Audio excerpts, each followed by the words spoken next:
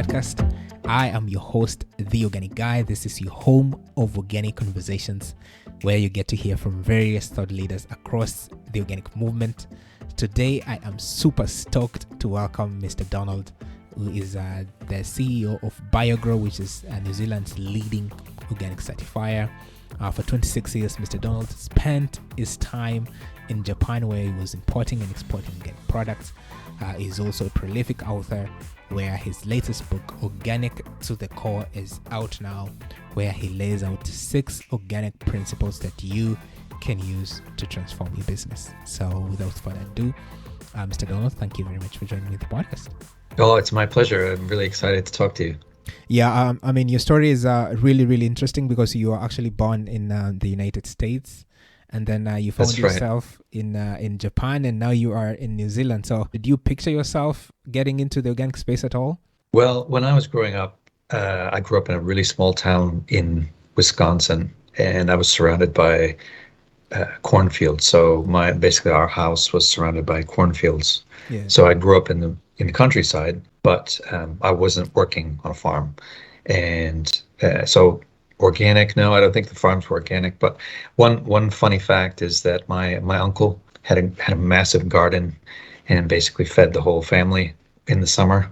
Wisconsin, the summer is very short, so we didn't get much chance to eat out of the garden. But I learned later that he was practicing organic principles, and he had organic magazine from Rodale, and I got his subscription later on after he passed away, and that was the first time I realized that everything we'd been eating was organic all that time. It's quite interesting because I even remember myself when I was growing up, I really didn't know what organic was. I just realized later on that all these things my grandmother was doing were actually organic. Right. Yeah, some of these things that we go through in life earlier on, we never really know them until later when you're looking back and you see, you know what, this kind of makes sense. And this was organic from that time, from that perspective. So It's really, really interesting when you look back and see where you've come from. Everything seems to connect in one way or another. Yeah, definitely. I mean, I don't know how I find myself in New Zealand. It's quite a long and winding road, as you can imagine. Growing up, I graduated from high school in the 80s, so that was a long time ago. And when I was a boy, I never imagined even going overseas, right? So I studied French in junior high school and high school, and I think the closest I ever thought I'd get was Quebec, which I eventually did visit at one point. But yeah, I've traveled all over the world working in organics. I've seen organics in probably 12 different countries. I moved to Japan in 1988 just to get some overseas experience, and ended up founding a certification company with my business partner, Griffith McClellan, in 1996. But yeah, I mean, organics in Japan in 96 and the 90s was really a dream in a few people's eyes. We were looking overseas and saying, oh, organic. It wasn't part of the government story. It wasn't part of, really, retailers weren't interested too much. And then all of a sudden there was this apple scare in California and Oregon and Washington called the alar apple scare. So there was this chemical called alar, and everybody all of a sudden rushed to buy organic apples. And so all of a sudden there weren't any more organic apples because no one could imagine that people would buy them all up. And that was really the genesis of the Japanese kind of interest in imported organic foods. And all of these big import companies jumped on the bandwagon and started importing apple juice, mainly for babies, for baby food, and apple puree and things like that. So that's kind of when people started to realize what organic was in Japan. And since that time, it's incredible. I mean, I know you're in the Netherlands now, and you're seeing, the EU push for 25% surface area certified organic by 2030. But actually in Japan, they're doing this same thing. It's slightly different. It's 25% organically managed land by 2030, but not specifically certified. So that's a bit of a twist. But if you would have told me in 1996 when I started the organic certifier with Griffith McClellan, QAI Japan, I would have told you you're crazy, because who could imagine that governments, that particularly the Japanese government, being as conservative as it is, would actually get behind organics. It's incredible. Yeah, it's quite interesting because at least when I grew up, we used to watch a lot of movies, especially from Japan, and I could always look at the scenery around it. I mean, it was all natural. Everything was sort of organic, you might say. When you also looked at the people, they sort of liked this rural and scenic nature kind of lifestyle. So I don't know from your experience, was this something maybe you could say it's different when you look from the Western world and you compare from the Eastern world, for example, when you're in Japan? Is this something that you might attribute maybe made them be early adopters of organic in one way or another? Well, I mean, you have to remember Japan is a very old civilization, right? And in all the developed and undeveloped countries around the world, there wasn't anything that wasn't organic before, say, 1930 or so, right? So a lot of the scenery that you see isn't necessarily managed organically, but the technology has always been there, right? Because it's ancient technology. So essentially, when we're talking about organics, people think, oh, we're going to go back to the 20s, or we're going to go back to the 1910s or whenever. But actually, you're taking a certain approach about the ecosystem of that particular property. And Japan is really good at planning and long-term thinking. Tokyo is, I think, still the largest city in the world. I was living in Tokyo, in Kawasaki, which is right next to Tokyo, for almost the whole time I was in Japan. So yeah, I didn't have the image of countryside at all, right? Yeah. Countryside in Japan is you go to the countryside. If you go to a mountain and want to take a hike, you basically wait in line to climb to the top, right? So it's a crowded place, and there are a lot of people, and you just kind of forget how many people you are. And if you go in the countryside, you get on a crowded train, you go to the countryside, and you get off, and yes, there might be some rice paddies, and it might be very beautiful. And Mount Fuji, the region around Mount Fuji is fantastic, and that's not very far from Tokyo. Actually, it's about an hour and a half by train outside of Tokyo. So yes, you're very accessible to the countryside, but practically you don't spend a lot of time in the countryside when you're living in Tokyo. Yeah, I think now that makes sense, because I think in every country you're bound to have those moments. I mean, the people who are in the city, and then there are people who are in the rural areas. So it sort of kind of disconnected, but you can always make time to check out what's going on the other side. The other interesting point that I noticed, I mean, when you moved from Japan to New Zealand, I mean, when I look at the organic sector in especially from the oceanic perspective, I mean, you have Australia, New Zealand, Samoa, Fiji, all those countries. I was looking at the latest statistics by IFOM. Actually, oceanic has about a half of the world organic land, which is organic. It's interesting, but most of it is about 99% of it is in Australia. But maybe now you can let us know in New Zealand, how is the organic movement, especially from a policy perspective and a market perspective. What is the state of organic in New Zealand right now? So one of the interesting things about moving to New Zealand from Japan for me was the fact that Japan is this manufacturing powerhouse, right?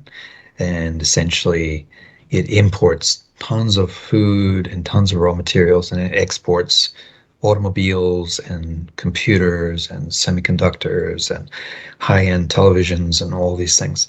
New Zealand is exactly the opposite of that. New Zealand is a very rural. The three things that support New Zealand economy are education, students coming in to study in a beautiful place, scenery. So we've got a beautiful country. It's one of the most beautiful places you'd ever want to visit. And so tourism. And then the third is agriculture. And I suppose you could throw in forestry, but people kind of lump forestry and agriculture together as primary industries.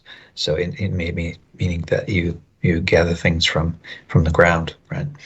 So most of the people are engaged in agriculture, whereas in Japan, it's like 5% of the people are engaged in agriculture. So here, everything is about agriculture and exports. So the food that we produce is exported. The market in New Zealand is quite a bit different than the market in Australia, for a couple of reasons. Mainly, we're focused on, I think, dairy production predominantly, but then of course beef and lamb production. The areas that organics has traditionally been strong in is not those areas. They're horticulture areas, so grape production for winemaking, or kiwi fruit, which you may be familiar with, and apples, which we call pip fruit here. BioGro certifies almost all of the apples and all the kiwi fruit, and about 50% of the dairy production, and another 50% of all the other livestock production. Of course, honey is big here. Organic honey production is massive and a growing sector for us. But the organic sector here is growing at about 6.5% a year, and there is very little government support. We are unregulated. In fact, I met with officials from MPI yesterday, the Ministry for Primary Industries yesterday, and got an update on the status of the organic bill, which is now in Parliament and waiting for its second reading. And also we're working on the regulations and the standards for organics. So right now, our customers can export to the EU or the US or Japan and other places like Switzerland and where else? Oh, the UK, of course, through the government export only program. But the domestic market isn't regulated. So, and the same is for for Australia. So Australia also is unregulated except for exports. Exports are regulated.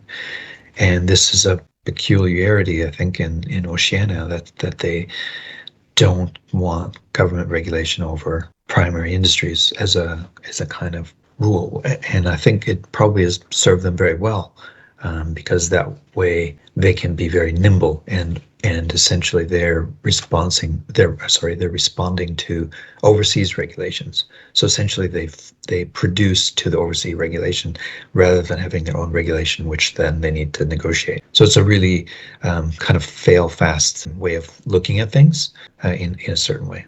That certainly looks interesting, but from the look of things, it looks like you are definitely very soon going to have your regulation in place. I mean, right now it looks like it's in Parliament already, so it's in just a couple of years.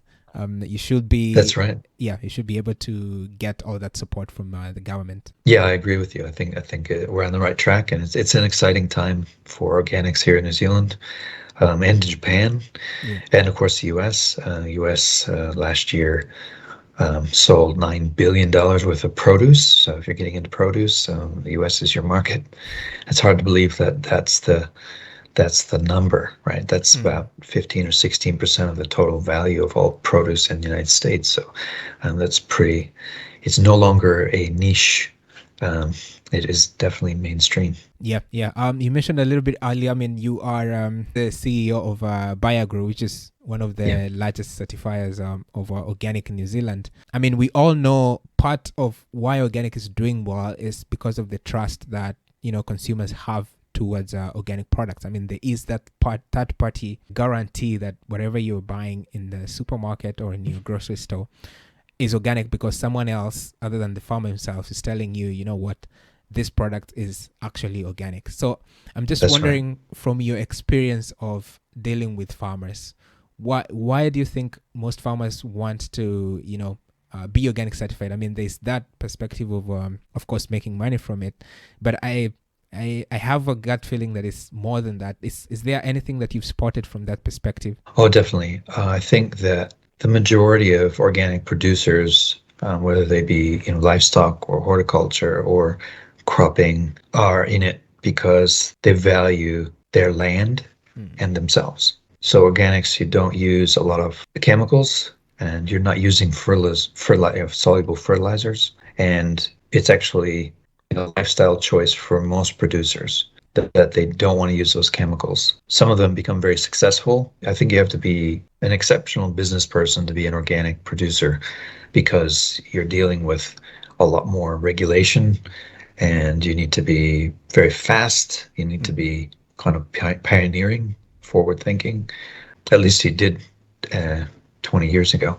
These days, I think there tends to be more of the money making coming into it, and that's just, I think, part and parcel of the sector getting bigger, or the industry getting bigger, depending on how you talk about it. But really, organic farmers. If you go on an organic farm, you know straight away it's an organic farm. It looks different. Yeah. There are a lot more weeds. There's a lot different kind of look to it. Isn't as clean or pristine as you might expect a farm to be. But actually, what that means is that the farmer, he or she, has got their production system going in a way that's, I wouldn't say in harmony, because nothing is ever in harmony, right? It's Yeah. always, you're always at the whim of weather with agriculture, right? You've got either got too much rain, or you don't have enough rain, or you got too much wind, or not enough wind, or you get too cold or too hot, and it's always like that, whether you're organic or not. But I think all farmers, whether organic or not, take a lot of pride in what they do. Organic farmers, I think, have just been fortunate to be exposed to the information and the tool set that they need to go organic.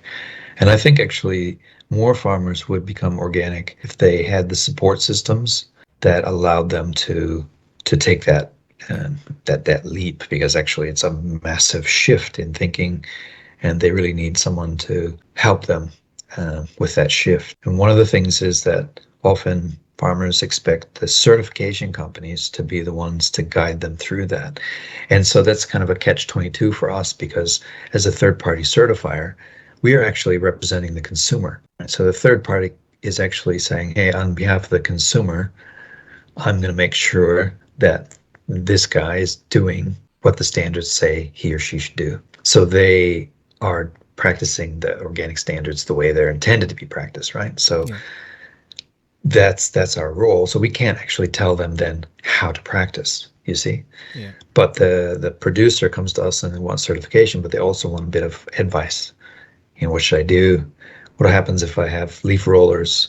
What happens if I need a bit of kickstart in the spring on the bud burst? What do I need to do? Yeah. And we can't tell them that. We can point to a list of approved materials, Yeah. but we can't actually say this is what you got to do. Talking about support and business, you have your latest book that is out now, which is Organic Yeah. to the Core, where Go right here. exactly. Organic to the Core, where you share six organic principles that businesses can use to transform their business. So I'm wondering, what was the motivation behind writing this book? So, I've been, this year is 30 years in organics for me, and it's my life's work. I'm really proud of the people that I've been able to meet, and the people I've been able to work with, and the customers that I've been able to serve over the years. And I've learned a lot from all of these people. And so what I think is there's a lot that the organic producers and organic people can teach other business people. So we talk about, the 17 Sustainable Development Goals, or we talk about ESG investing, and a lot of these are just basic principles that are embedded in organics. Treat people well, you treat animals well, you treat the property well, Yeah. you treat your community well. And so in the book, I just talk about these principles, but from a business point of view. So it's written for a business owner, or say a business team manager, and they could then take those principles. And it's basically, you mentioned earlier about trust. How do you build a system that allows customers to trust you, or that allows people to trust you? And a lot of that just has to do with, following the basic laws that we have around the world. Your basic labor laws. If you follow those, you're pretty far along. If you follow, diversity and inclusion best practices, you're very far along. If you follow, basic, environmental protection laws, you're pretty far along. And a lot of businesses, they look at these laws as hurdles to overcome. But in fact, if you flip that around and say these aren't hurdles, these are guidelines that we need to stay within, then actually you can use them to your advantage, because Mm. what people really want today is products that they can trust. And organic products are products that you can trust. And so what I've done is try and distill these concepts into a book. And boy, it was really hard. I'm assuming it's never easy. I mean, I've been involved in some writing before, and one thing for sure is that it's not easy unless you have a very high motivation on why you really, really want to do it. That's the only way that you can go ahead and do it. In the book, actually, you as you mentioned, you shared 6 principles that businesses can use, and the first principle that you mentioned is about people. And it was very interesting for me that the first thing that you actually say is that as a business, you should start with people, and you advise not to define a role and find people, but the other way around. I mean, this might sound a little bit contrary to the beliefs. I mean, most businesses is, hey, I want an accountant, so you go out and find the person. I want a receptionist, you go out and find this person, but you advise the opposite. So can you sort of elaborate why you think that is important, that business should maybe take that path? Well, I think if you treat people like people instead of treating people like a tool, you get a different approach, right? And you get a different response. So if you hire someone because of who they are, their education or their attitude or, you know, their experience, they're going to bring that whole self to your business, and they're not going to stop at the edge of the role. But if you hire someone to do just the accounting, but someone who is an accountant who is also, say, a rock climber, right? A rock climber is going to look at that mountain, they're going to see a way up, but then they'll see another way up as they get further up, right? Same thing with accounting. You can do accounting a dozen different ways. If you do accounting just to account for what's happening, you never succeed. What you want is an accountant who's actually going to be able to say, hey, this is your cash flow for the next 6 months. And these are the customers that are not paying well. These are the customers that we should actually be raising the rates for. So then if you're hiring for the person, you're going to get quite a bit more out of them. That's the reason behind that. Yeah, I mean, it's an interesting way to look at it, because I mean, where we are right now, everything is sort of specialized. So you are, supposed to come into a company. Your roles are very, very, very much defined, and what you are meant to come and do is just fit into that box, and that is what you're expecting to do.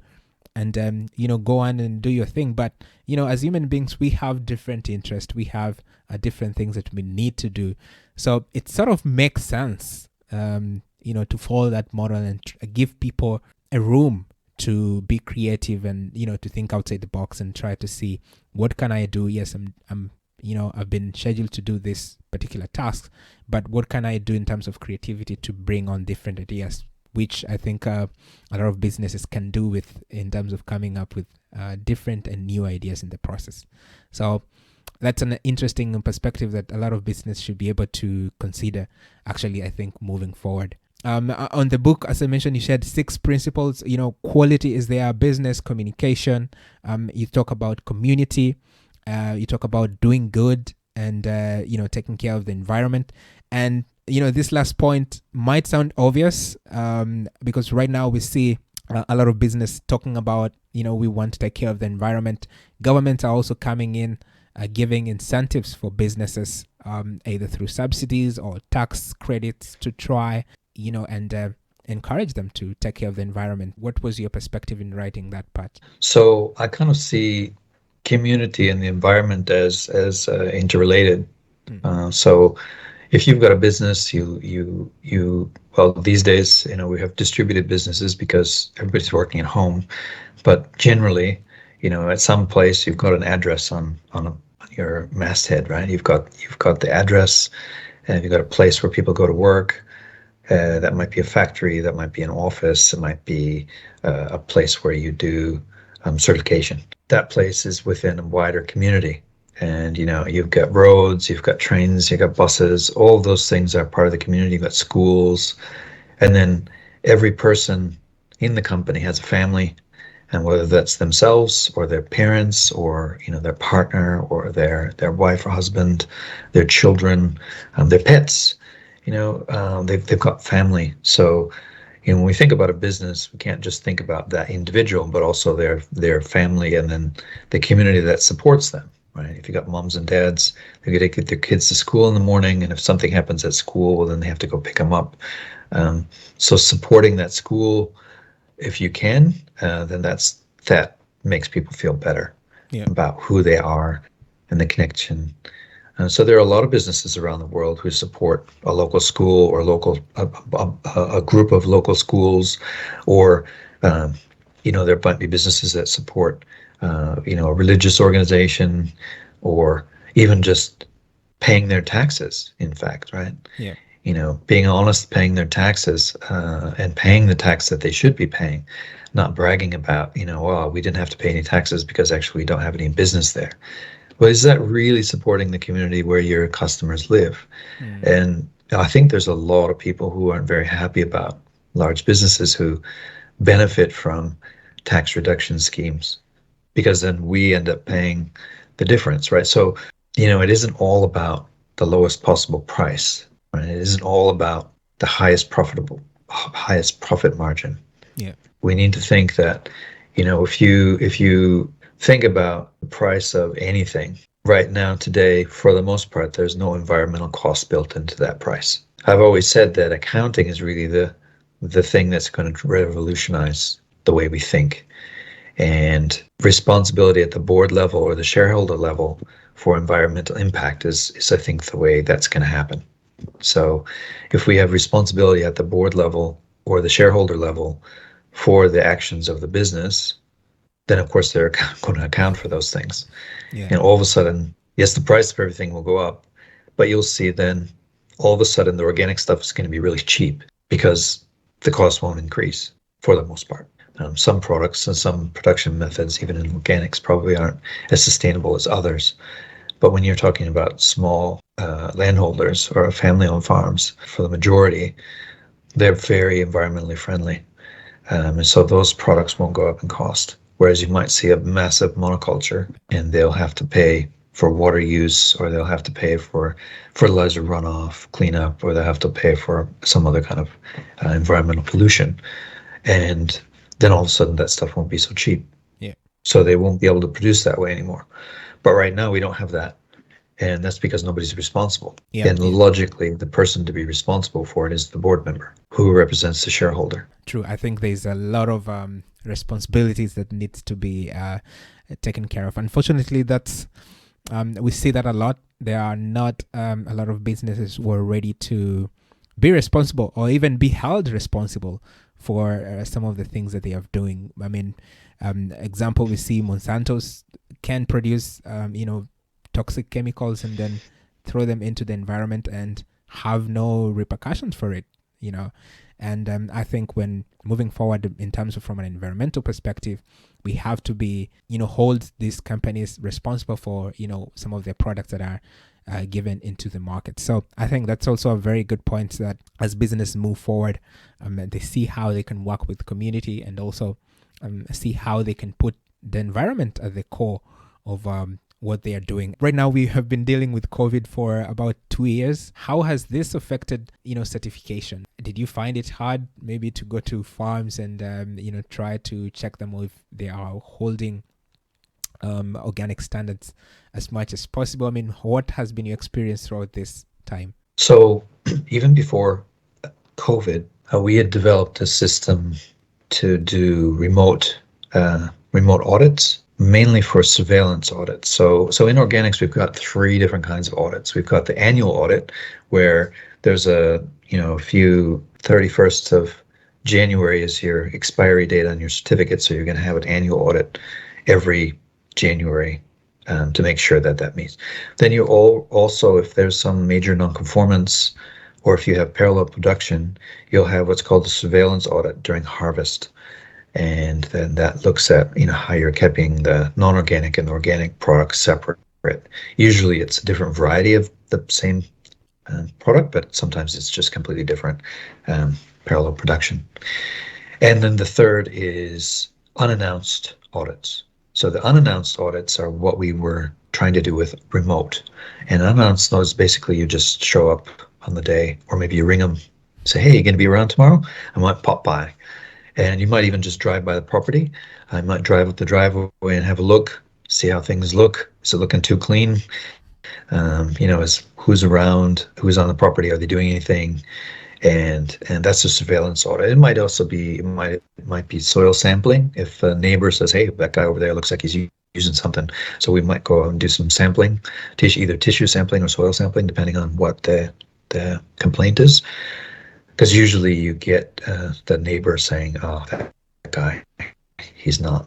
He's using the same thing I'm using, and I'm not organic." Yeah. So every once in a while you'll get that.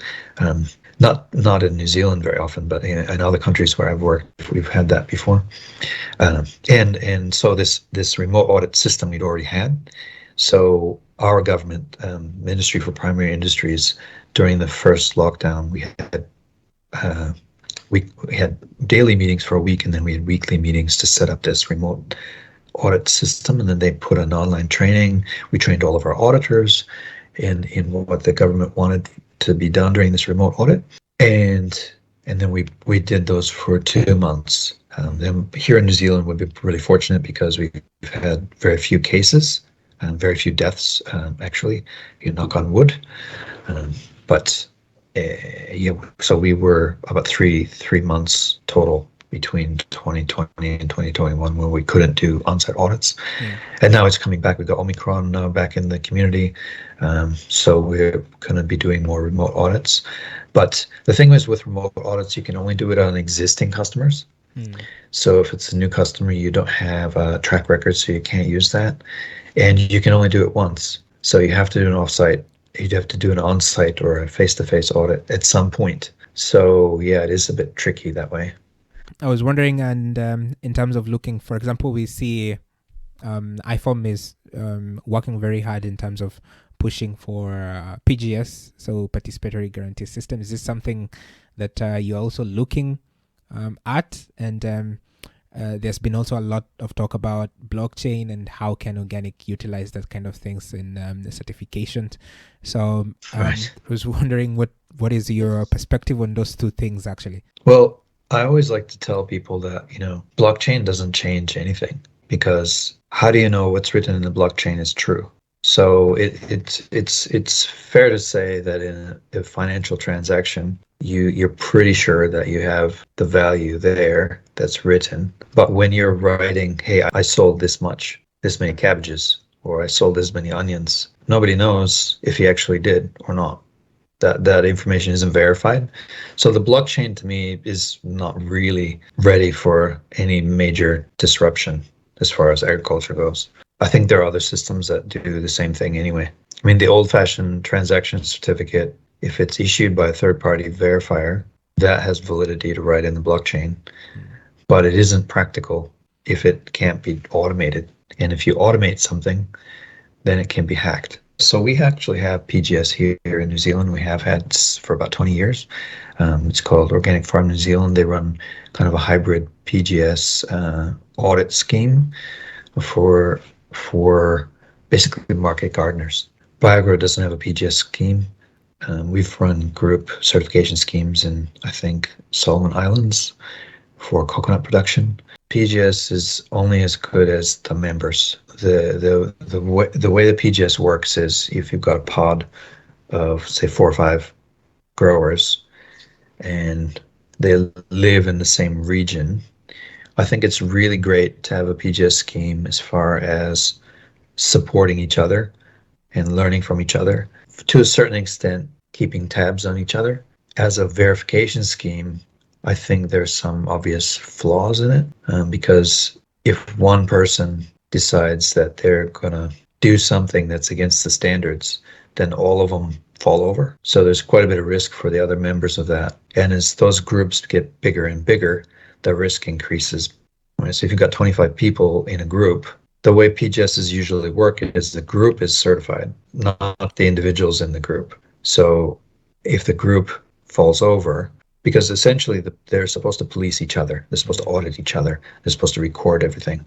And, auditing is a skill in and of itself, right? Auditing is essentially being able to tell somebody no without saying no, being able to ask a question without actually asking a question, and being able to get somebody to tell you information that they don't want to tell you, right? So you ask a question like, hey, I noticed that you're wearing a white shirt. And then you stop. And then they tell you, oh, yeah, I got this from my brother-in-law. And you say, oh, really? Did you know you're not supposed to be wearing a white shirt? Your uniform is supposed to be green. And then they're like, oh, that's right. So, auditing is something of a, you never ask, did you do this, right? That you can't ask a yes or no question. So I think peer-to-peer has its place, but I don't think it replaces an annual audit. But that said, I think there's a lot to be done with remote sensing and remote verification and data exchange. Personally, I think that we go away from an annual audit to more documentation, exchange more frequently. So purchase records and production records and sale records don't need to be done on site. That should all be remote access. And then, photographs or even video, and dare I say, video monitoring of harvest. I think remote video monitoring is a norm in police work, in quality work. I don't see why you couldn't have a camera, or ask someone to turn on their phone and walk around and show you what's going as far as surveillance. So I think that it's just how far do you want compliance to go to verify what you're doing, right? Yeah. I think there's definitely going to be a convergence between food safety, organics, and social verification. So fair trade, essentially fair trade. So I think you'll see in the next 10 years or so, organic and fair trade will disappear. I think that those will be superseded by regulation that incorporates those into them. So you'll see the regular food safety incorporate organic into it. Very, very interesting predictions there. Looking forward to them also as well. But thank you very much for sharing your insights and your experiences over the years that you have encountered through the organic movement across different continents. So I want us to quickly move to the rapid fire question. So this is a segment that I've prepared like 10 questions for you. So I get to throw them to you, and then you will provide me with the answers for the questions, essentially. So are you ready to get started? Yes. Good. So the first question is, what was the first career you dreamt of having as a kid? Scientist. If you had to eat one meal going forward, what will you eat? Cheese. Okay. Who is your favorite historical figure? Benjamin Franklin. Okay. The fourth question, what sport do you like to watch or participate in? I love to watch American football. Makes sense. The fifth question, if you could have any animal in the world as a pet, what will it be and why? So I had parakeets, or my mom had parakeets when we were growing up. So I really like parakeets. I'd like to have a parakeet. Sixth question, what's your favorite beverage? Is it coffee or tea? Coffee, definitely coffee. What is your favorite book? My favorite book is The Sand Colony Almanac by Aldo Leopold. So Aldo Leopold is one of the pioneers of sustainability in Wisconsin and ecological management. And Sand County Almanac was one of the books that influenced me to get involved in organics. The eighth question, are you an early bird or a night owl? Well, that's the thing, I wake up early and I stay up late, so I don't know what I am. Okay, so fair to say sleep is not your friend? I'm an early bird, I guess. Okay, interesting. The ninth question, what quote resonates with you most? My favorite quote is from a movie, actually. And I don't know if this is the exact quote, but the quote goes, "It all works out in the end. If it's not working out, it's not the end." I love that quote. I live by that. Yeah, it's definitely makes sense, I think. So the last question is, knowing what you know now, what advice would you give to your 18-year-old self? I think I would tell my 18-year-old self to take care of your health. That's the most important thing. Yeah. Yeah, nice. Thank you very much for taking part in the rapid fire question. So this is a segment that I think a lot of the audience get to appreciate and get to know more a little bit more about the guests. So thank you very much for participating in it. And overall, your latest book, Organic to the Core, is out. So the audience can find it on Amazon, right? That's right. Just search Organic to the Core and it pops right up.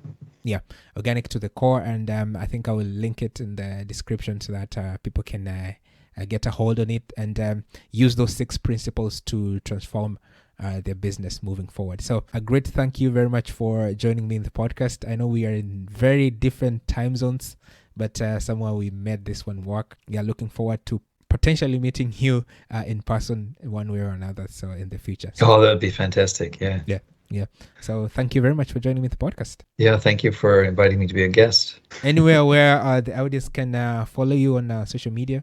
Yes, so on Twitter, I'm Donald Nordeng, and LinkedIn, same thing. So just LinkedIn and Twitter, you can find me.